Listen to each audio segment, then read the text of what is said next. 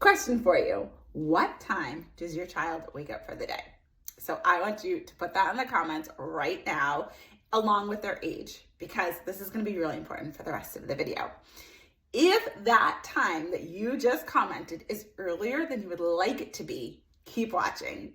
Hi, I'm Jensine, your sleep BFF, and with my years of working with children with their sleep and my degrees to back it up, I come to you with a combination of the science around sleep and the real life strategies, because mom life, right? Everything isn't going to be perfect.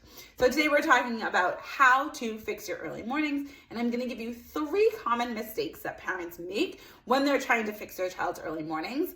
And then at the end, I'm going to give you a way to solve them. The first thing that I see very, very often that parents are doing is changing too many things when their child is waking up early. So it can feel really hard when you hear your child start crying, they're calling out from their crib, and you look at the clock and it's 5 a.m. And you're like, oh my goodness, please just close your eyes again. I'm not gonna move. Hopefully you'll just go back to sleep. But when they don't, we can feel like we have to do all the things to try to fix these early mornings. So maybe we move bedtime back that night. We let them stay up a little bit later and hope that it will fix the early morning. When it doesn't work on day one, parents will say, okay, that didn't work. Let me move bedtime earlier. And maybe hopes that will fix their early morning. So they move it earlier the next night.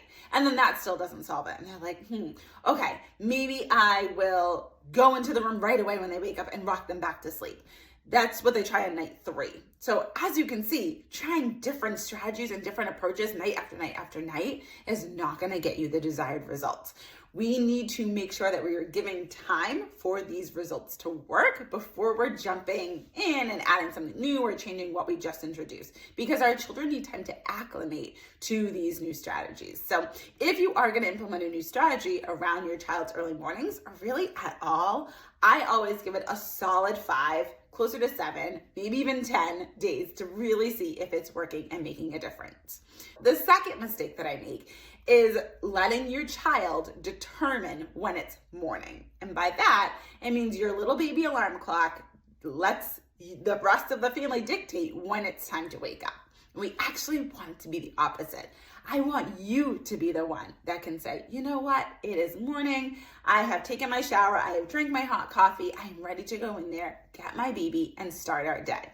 So we really want to be clear as adults, as the caregivers of the family, as to what we want and what our desired wake-up time is. Because if we're going to let our baby decide, they're going to change that decision all the time. And they're going to expect that as soon as my eyes open, I need to come out of the crib and our day is starting. And that's really, really hard for a lot of adults who have other things going on. You need to have sleep to be able to function during the day, to care for your child, to work, to watch your other children. So we really want it to be you being the one that's determining when it's morning, and not, oh, my baby is awake, so that means that it's morning and I have to get the rest of our day started.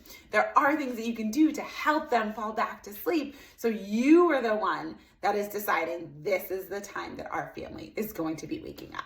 So if you have done either of those 2 things, let me know in the comments too. If you're like, oh my goodness, that is so me. As soon as my baby wakes up, they determine it's morning, and the rest of the day is kind of a catch up depending on what time they decide to wake. Or if you're like, oh my goodness, that is so me, because I switched the bedtime every other night, I run in one night, I stay out the next night, and I'm kind of the reason that my baby should be confused, because if they never know what to expect, it's going to be a lot harder for them. So if you are making either one of those 2, pop it in the comments, but make sure you stay for this last one, because this is one of the best ones that a lot of parents don't think about, especially in the colder months. But you want to check the light that could be coming in your child's room.